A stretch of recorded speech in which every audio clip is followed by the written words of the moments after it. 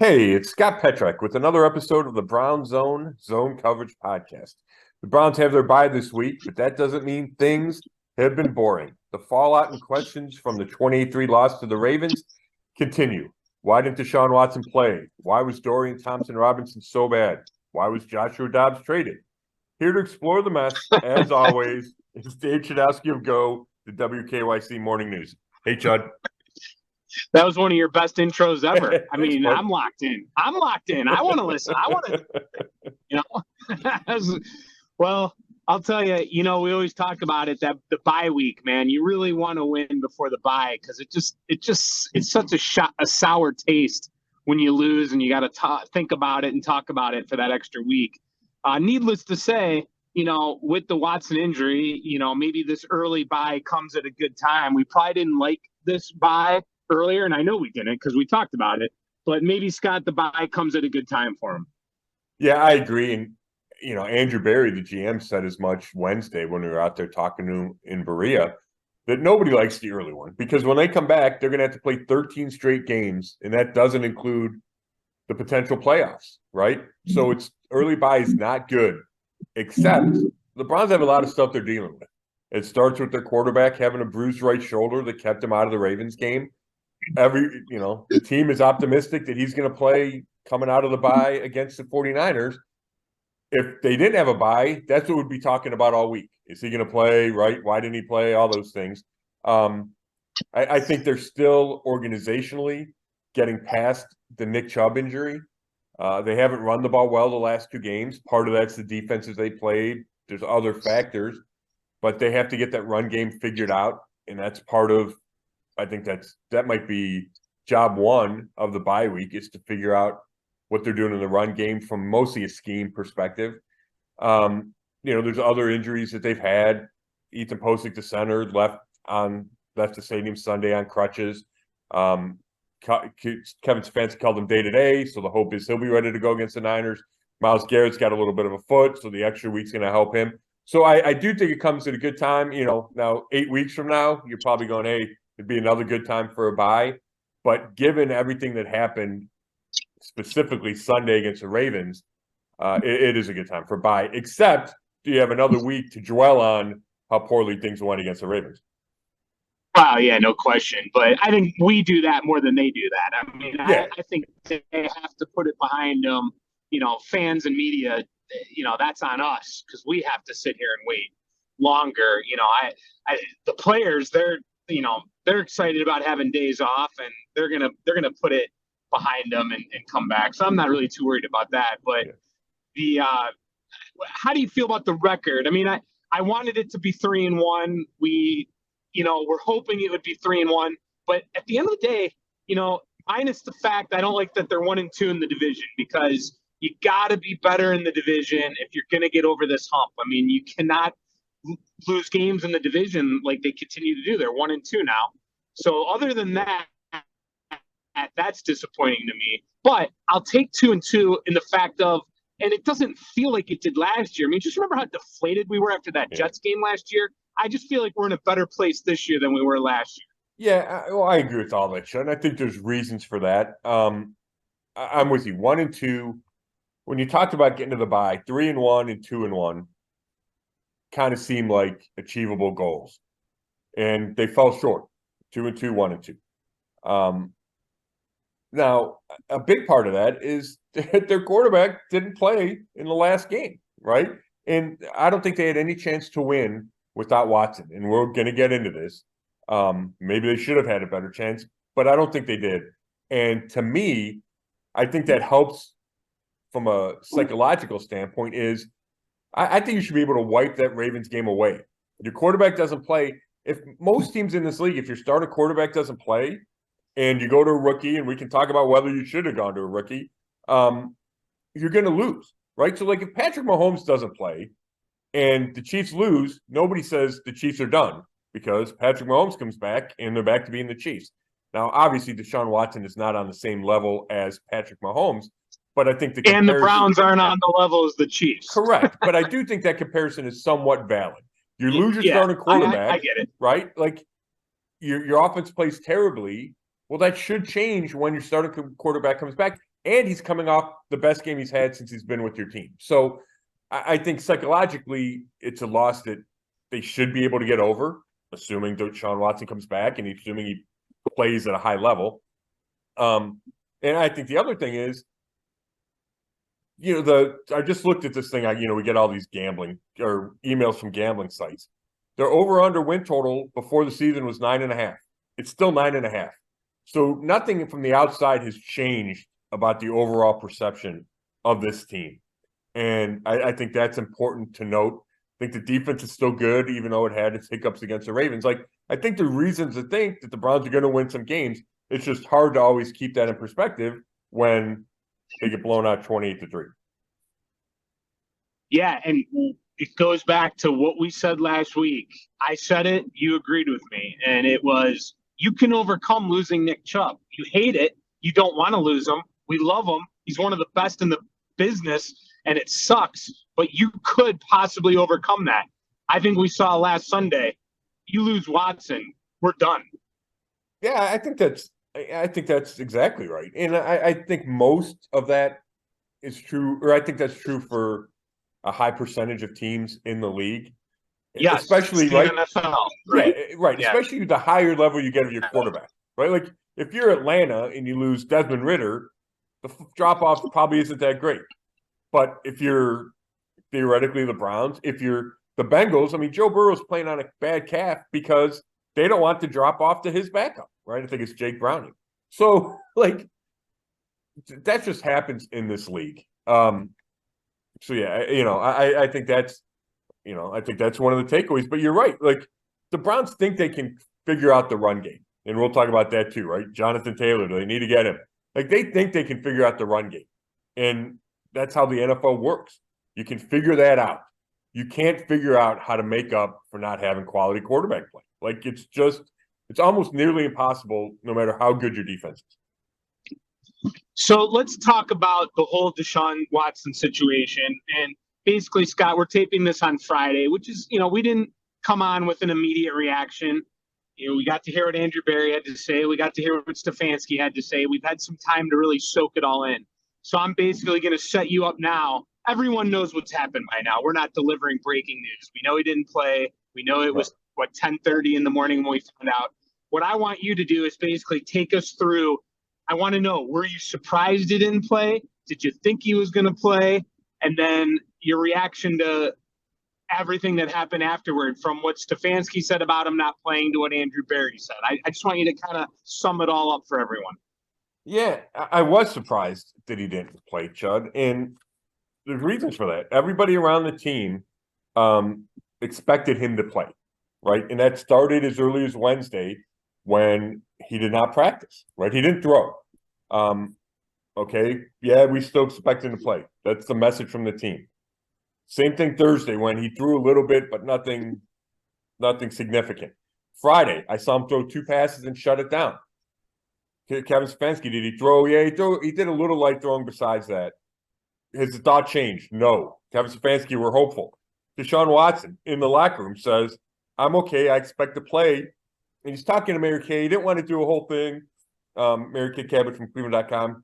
But she's kind of talking as the representative of the group. He's like, yeah, I don't want to do a big thing, but he's, he says he's okay, says he expects to play. I see him do the windmill with his arm to show that he's got range of motion.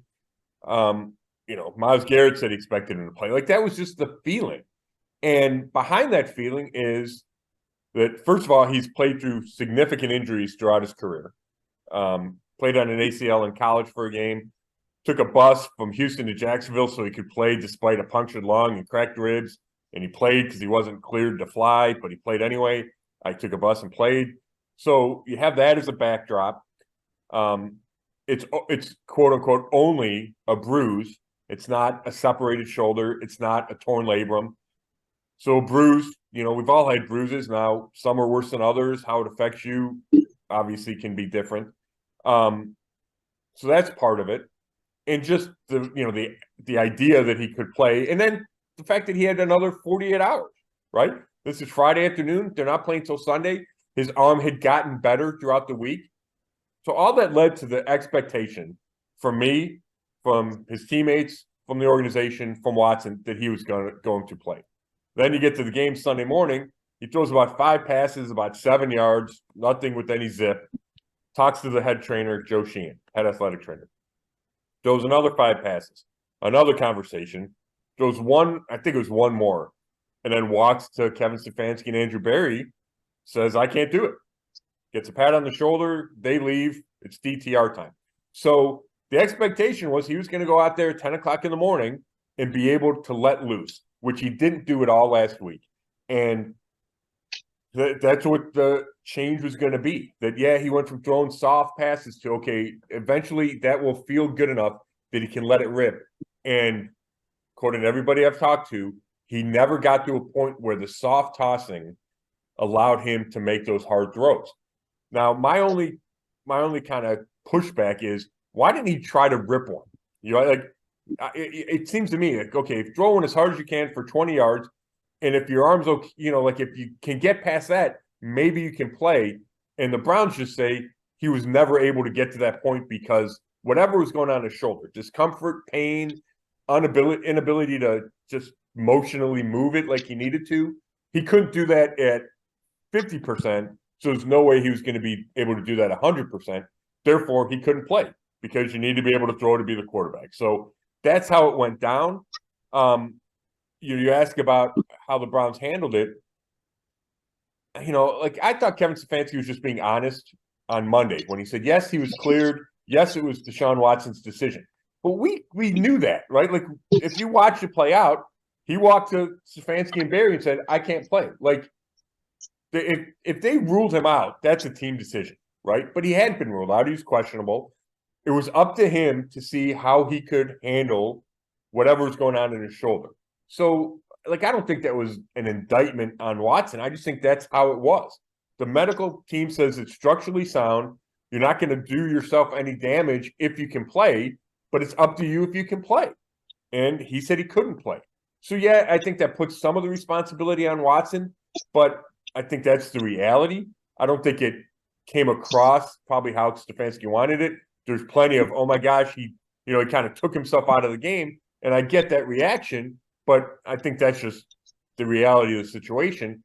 And I do think Andrew Berry, when he talked Wednesday, made it sound better by saying, I don't have the direct quote in front of me, but it was like, we decided he couldn't play, right? It was more of a team and Watson collaborative thing. And just by saying us instead of him, I feel like that phrasing is probably better, right? Was that damage control? Is that damage control? Because in the media, Stefanski took a little bit of flack with the fans. Yeah, I think it is. And I got the quote in front of me now.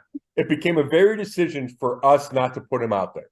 And I do think that was a conscious decision to rephrase how Stefanski had phrased it.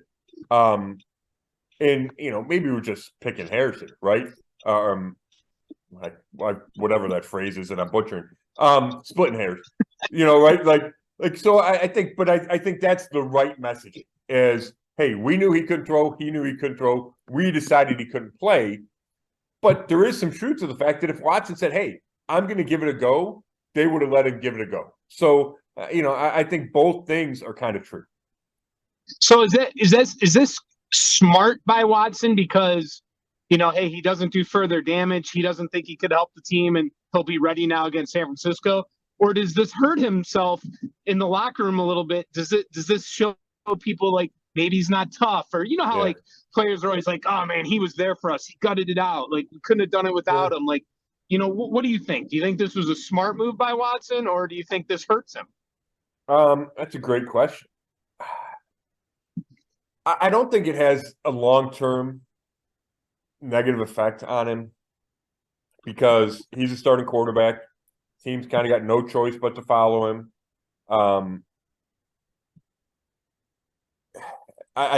He couldn't throw, right? Like, I think that is the reality. If I saw him throwing the ball 30 yards down the field and then he didn't play, then I think you have bigger questions. But the players were in practice and he didn't throw, right? Like, so it's not like they saw him all of a sudden shut it down and protect himself. Like that can be in the back of your mind, but there's no evidence of that because he just wasn't able to throw all week. So I don't think it has a long-term impact on how they feel about him. I think his history of playing through injuries, and the only NFL games he's missed with injury was when he tore his ACL as a rookie. So he's been durable. He's shown up outside of the whole contract dispute, off the field stuff, how it ended at Houston. But physically, he's played through things. So I think he's got some collateral there with his teammates that they're not, they didn't enter it doubting his toughness. So I think that helps. Okay. Yeah. So I don't think it's a long-term thing, but it's certainly something to keep an eye on. So what about the game plan? A lot of fans unhappy with the play calling, which every time we lose, they are. So that's not saying much. But bottom line is, did you feel like Stefanski had a good game plan? And I guess what I wonder is, was there a Watson game plan and a DTR game plan? Was there just a Watson game plan, and then once he was out, you put someone else in to try to do the Watson game plan? Just take us through that. Yeah, I think that they expected Watson to play. So therefore, the main plan was a Deshaun Watson game plan. I also know that Dorian Thompson-Robinson, who we can call DTR because it saves time, took almost all of the first team reps during the practice week. So he was familiar with that game plan. I also know Kevin Stefanski and his coaching staff are smart enough to know that if your quarterback doesn't throw all week, or doesn't really throw all week, and he's listed as questionable, you list him as questionable, there's a chance he's not going to play, right? So this wasn't like an injury happened on Saturday and then you're scrambling. They had some lead-up time here to come up with two plans.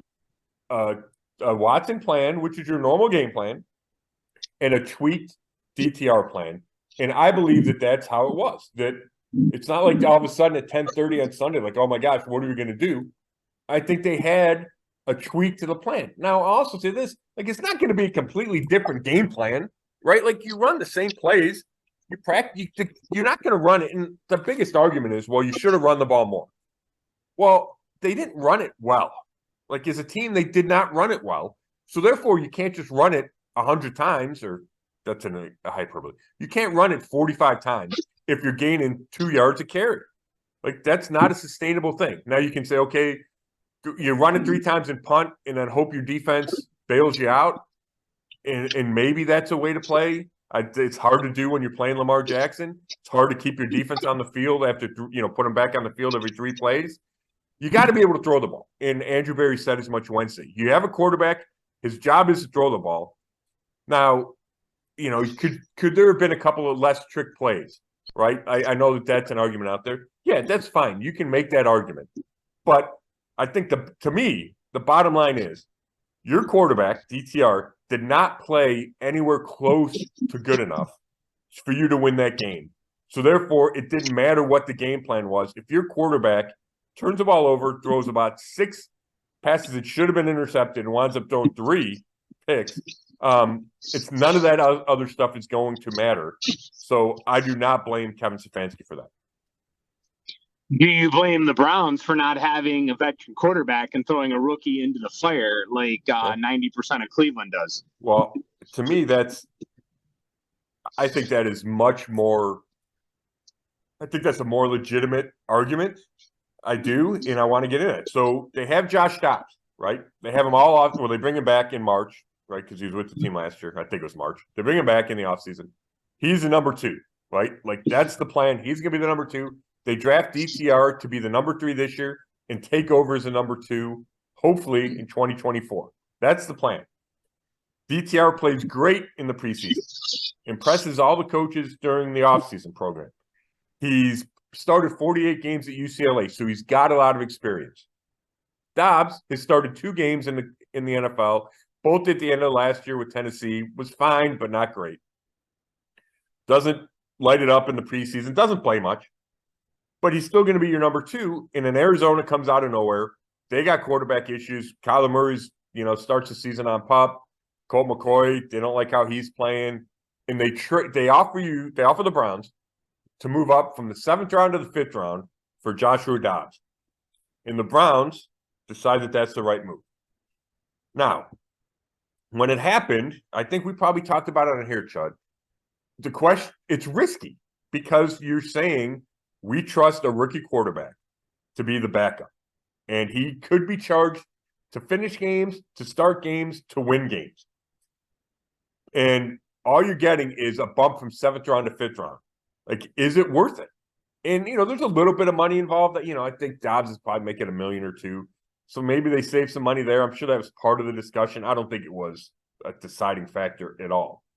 To me, it came down to, I think the Browns thought DTR was as good as Joshua Dobbs and gave them as good a chance to win. So that's why they made that move. Now, in hindsight, right, we're a month and a half later, we see DTR overmatched, not ready to play. In the meantime, you have Joshua Dobbs, who has started all 4 games in Arizona and has played at a pretty high level. Arizona's 1-3, and people thought they weren't going to win any games. And I think his quarterback rating, his passer rating, is close to 100. Hasn't thrown an interception yet. Has thrown, I think, 4 touchdowns. So when you have that as a backdrop, obviously you should not have traded Joshua Dobbs. He would have given you a better chance to win against the Ravens. So that's a legitimate argument. Yes, your GM should have known that, right? That's what he gets paid to do, is to decide if this guy's going to have a better chance, give us a better chance to win. So I do think that was an error, but I will say at the time, I thought DTR might have been just as good as Joshua Dobbs, because I had not seen Dobbs play at any level close to what he's played with in his first 4 starts with Arizona.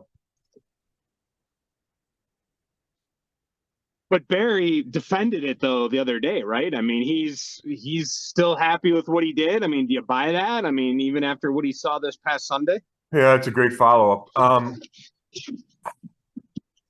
I don't, he probably can't, what else can he say, right?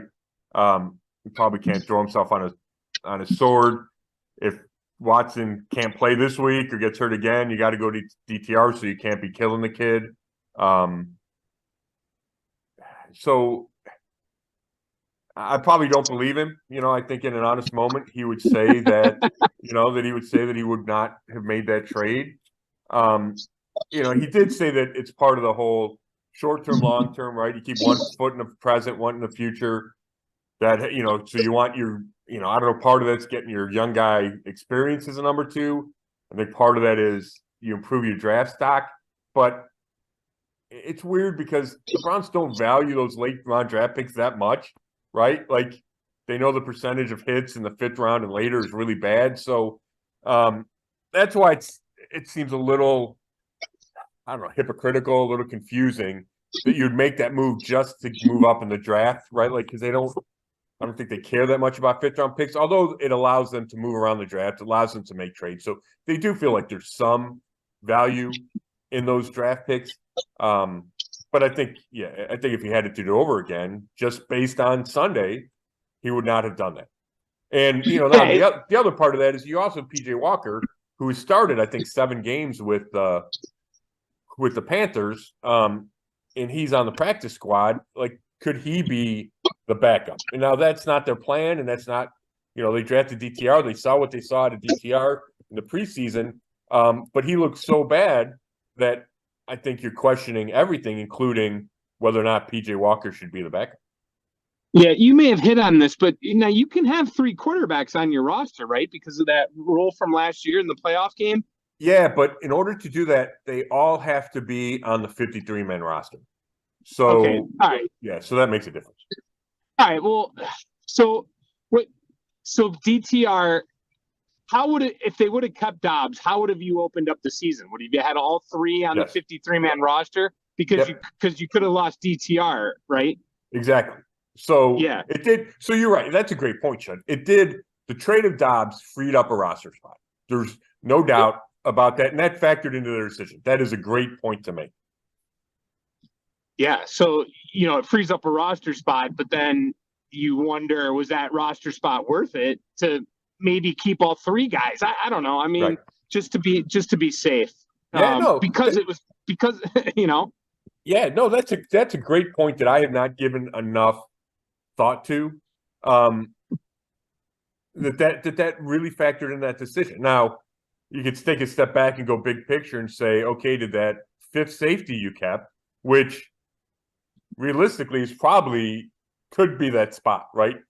Because they kept 5 safeties. I thought they'd keep 4. Is that fifth safety more important than a veteran backup quarterback? And right, the ability to keep all 3. And I think the easy answer is no. But that did factor in their decision because we know how it goes on cut down day. Like every spot's important. You're trying to, maneuver the roster. They do all kinds of gymnastics. So yeah, that's an important part. I just think they should have found a way to have all 3 guys, especially like if it was a second or third round pick, but for a 5th round pick to give up an experienced guy. Now, do I think Dobbs is going to lead you to the Super Bowl? I'm not saying that. But what I'm saying is he's going to give you a chance to win a game because that's what a good backup quarterback should do is be able to win you a game here or there if needed during the season. So if Watson goes down for the whole season, I don't know if Dobbs would carry you. That's not my argument here. Right. I just feel like if you feel like you have a team, and they do because they've put so much money into it, and they feel like they can compete to go to the playoffs and win a Super Bowl, I just have a hard time as a fan and a member in the media being able to accept anything they say that forces a rookie out against the Baltimore Ravens just like that happened. I think that was just, I'm not going to kill him over the Watson injury and, whether he should have played or shouldn't have. I'm siding with you on all that. And I think we both agree on this too. I think this was turned out to be, at least for now, a bad trade. Hey, maybe that 5th round pick turns into something special, or Watson comes back and they ended up going to the playoffs anyway, and this loss doesn't matter, if that makes sense. All of that will play out, but at this moment, it doesn't look good. I think you hit a bunch of nails on the head there, Chud. I think you're right. The only is I try to think how the Browns thought. I think they undervalued Dobbs. I think, and I'm sure they overvalued DTR at the same time.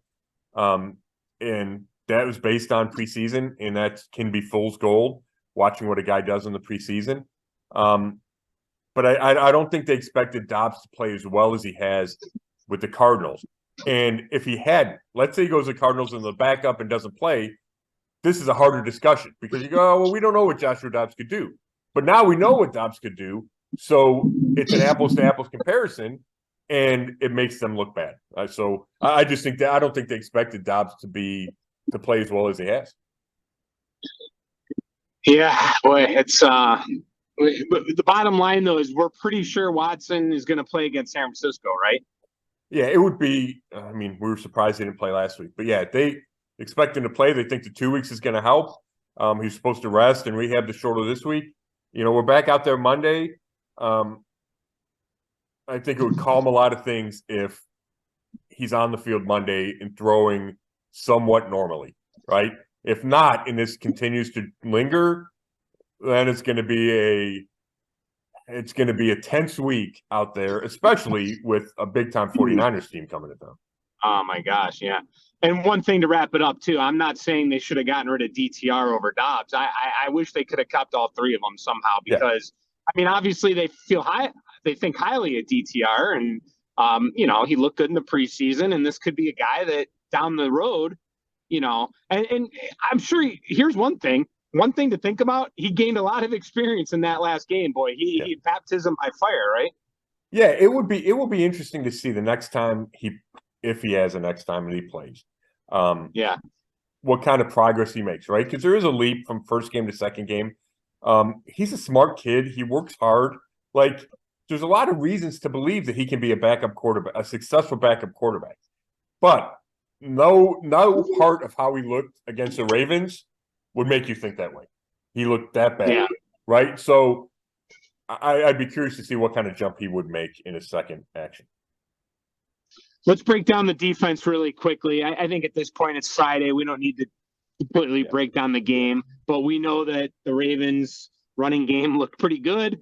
we know the Browns have been great against tight ends all year. And then Mark Andrews just destroys them, which I don't think we're shocked by Mark Andrews destroying anyone, but maybe just the fact that the Browns have been so good against tight ends. That said, I want to know what camp you kind of fall in. I've had some discussions with people this week about the defense, and a couple of good points have been made in my discussions and things I've analyzed. And, you know, one person told me, well, man, they just got gassed. I mean, they were out there so much that you can't blame them with the turnovers and the way DTR played. You know, another thought is, hey, you're not going to hold every NFL offense to 3, 7, or 10 points, right? So we can't get greedy. But then another point is, and this is one that I have as well, is the fact that if you're an elite defense and we're calling them, and some people are calling them a championship defense, certainly didn't look like it last Sunday. So I kind of want you to break that all down, everything I just said. Yeah. I start with Lamar Jackson's going to make plays. That's what he does. So I think it's naive to think you're going to go in a game against the Ravens in a healthy Lamar Jackson and shut him out or hold him to 3 points. That's really difficult to do because he's that dynamic. I thought the offense put the defense in some bad spots. Obviously, the first touchdown is a 10-yarder. And just say, like, let's say DTR doesn't throw that pick. And it's a terrible pick. It's a bad decision. He throws into double coverage. And it's an easy play call. Like, it's a slant. The guy's got to be able to make it, throw a 5-yard slant. Now, he shouldn't have thrown that because it was double coverage. But it's not like that's a difficult play. That's an easy play call for Stefanski. I don't blame Stefanski at all. I blame DTR for trying to throw it there. And he threw it about 3 yards behind Cooper. Turns into a pick, turns into a 50-yard, 52-yard return, 10-yard touchdown. So, like, that's not the defense's fault. Yeah, you'd like him not to give up a touchdown on the first play. Terrible spot. But then, to me, what's alarming, and then in the fourth quarter, there's another pick, a 36-yarder. The game's getting out of hand there. Okay. So, to me, it comes down to the second quarter where the defense gives up 14 points when the game's still close. It's 7-3. They give up 14 points on touchdown drives of 93 and 74 yards. And those are the first 2 sustained touchdown drives the Browns defense has given up all year. Because the only other touchdown it had given up was the 71-yard slant catch and run by Pittsburgh's George Pickens on Monday night, right? But this was sustained. The Ravens put play after play together. They go 93 and 74. And that's troubling. Your defense should be able to get off the field. Now, there was missed tackling was an issue. They gave up plays in, like, 2nd and long. They let them convert one. I think it was a penalty. There's a 3rd and long where Lamar Jackson had all day, and Zay Flowers runs from left to right all the way across the field for a long completion, beating Martin Emerson Jr., which is really hard to cover guys that long. So there were breakdowns at key moments, and the Browns have been so good getting off the field on 3rd down, and they struggled on those 2 drives specifically. Like, at the end of the game, the stats were not bad. They didn't give up a ton. I think they gave up 16 first downs, which they'd entered the game giving up 21 total. So that's a big change. But, I think the Browns had 11 first downs. I'm looking it up right now. It was 16-13, right? So, like, it's not like the Browns had a huge disadvantage in first downs. The Ravens were 4 of 12 on 3rd down, which isn't great. But, the conversions came on those touchdown drives. So there were issues there, and I don't think they were exposed, but I think you saw if a team commits to a power running game and you don't tackle great and you're worried about the quarterback running, which you always are with Lamar Jackson, then you're a little bit vulnerable, and that's going to happen. So I think the defense didn't play as well as it has, didn't play as well as it could. I think if they played Lamar Jackson again, I think they'd probably be, or the Ravens again, I think they'd probably be better. And they got no help at all from the offense. We're put in bad situations. We're asked to be on the field a lot. And Wyatt Teller brought that up. He said, hey, any defense is out there a ton is going to get, he didn't use the word exposed, but, they're going to have a really difficult time. So that 93-yarder, I put all on the Browns defense. The 74-yarder, I think you can argue that They were out there a lot by the end of the second quarter, and maybe that affected them. But they still could have gotten off the field. They still had some chances. And Greg Newsome missed a tackle on Mark Andrews, which turned into a bigger play. They didn't get the pass rush on a key play. And then, really, I think Mark Andrews was 5 catches for 80, and he had the 2 touchdowns. The one was a great throw by Lamar Jackson, like a perfect throw. Denzel Ward thinks he's going to drop back off his guy and either intercept it or get a hand on it. It's a perfect throw. So, I think part of it is, hey, you give Lamar Jackson his props for making some big plays. He threw 2 touchdowns, rushed for 2 touchdowns, and the defense didn't play as well as it has. And there's room to grow off that. And you said last week you weren't going to completely shut this guy down. He was going to make plays. Yeah. So, I think that's the ebb and flows of the National Football League is you're not going to play great defense every week unless you're the 85 Bears. And part of that is that, we've been thinking that these guys might be the 85 Bears, right? They're off to such a good start. But, and Anthony Walker said, you have to be humbled in this league. The league humbles you. And I think there was part of that, hey, man, we're so good. And I think this was a little reality check. And I think it'll have a positive effect moving forward. I think the defense is going to come out of the bye back to what it was the first 3 games. I think the best thing that came out of Sunday was the gesture by you. Just, you're not a selfish guy. It's very nice of you to loan Njoku your mask. Oh my God. I feel so bad for him. He's going to be fine. He played, but gosh, seeing him show up in that Halloween mask, I don't know if that was him trying to be funny or him just not wanting to show his face. I think that was it. He's a good looking dude. He's not that I know him super well, but he's got a vanity about him, right? Like he walks around without a shirt, every picture he takes is without a shirt on. And he didn't want to talk after the game about it because I think he's really self-conscious about the burns on his face. And he gets all kinds of praise for his toughness. And, I think he deserves those. Anthony Walker said he wouldn't have been able to play. But talk about a weird situation, but also a scary one, Chud. I always think twice when I light my grill, when you're around, when you're on fire, when you're on propane, I know guys who've had really bad accidents with that, and it can be difficult. So I just hope, I hope David gets back to being, everything heals like it's supposed to, because that's got to be really difficult to go through. Yeah, when I heard about it, I was actually surprised he played. Yeah. I think it shows something about David Njoku. It really does. The fact that he wanted to play so much that he did. It couldn't have been comfortable.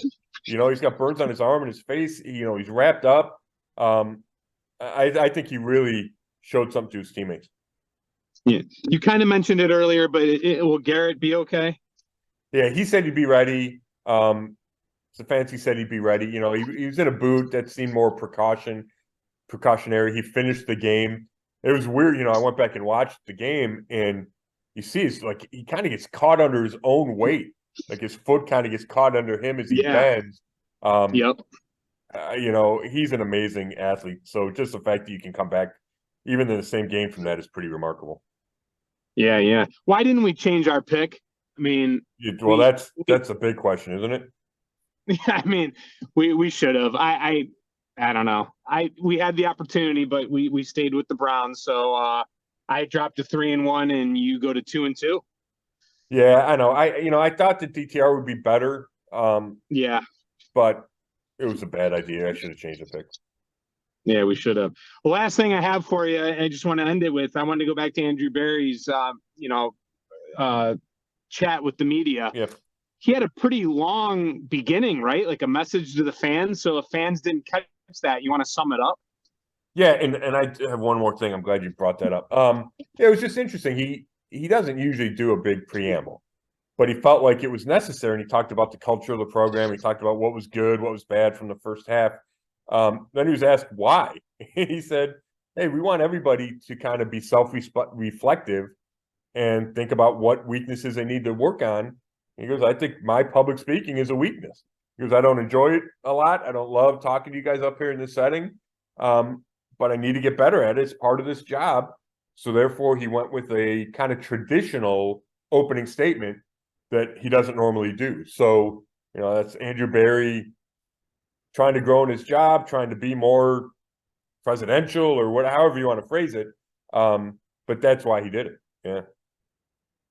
So, and then last thing, Chud, I mentioned it earlier, right? There's talk out there, Jonathan Taylor, right? Should the Browns go get him, right? Should the Browns go get him? Do they need him to replace Nick Chubb? The run game hasn't been good the last 2 weeks. I understand the discussion. I think it's not feasible. I think the Colts want more than the Browns would want to give up. You'd have to figure out a way to pay Jonathan Taylor. I don't think he's coming here. I don't think he'd agree to a trade and then just play out his contract. I think he'd want a new contract. And the Browns aren't going to give big money to another running back. Like, I just don't think that's going to happen. I'm not saying it's impossible. They have the cap space. I just don't think that's their philosophy. And Barry said, hey, we like our running back room. And I thought it was a really interesting point. He said, I think we are trending and the league is trending to platoons at that position where it's not, hey, this guy's number one. And Chubb was always number one. But now you have Jerome Ford, who's a young guy, fifth-round pick.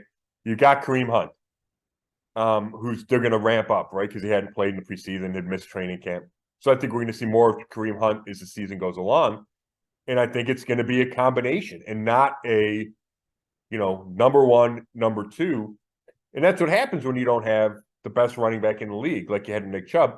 But for Barry to phrase it like he did, we're trending and the league is trending in that direction, I think is significant. And, they're going to have to figure out the Chubb contract situation because he's supposed to get $16 million next year. There's no way he's getting $16 million, period, let alone coming back from this devastating injury. He's not going to be able to play at the earliest until some point next season because everything, the ACL, the MCL, all that stuff and that knee that's getting repaired.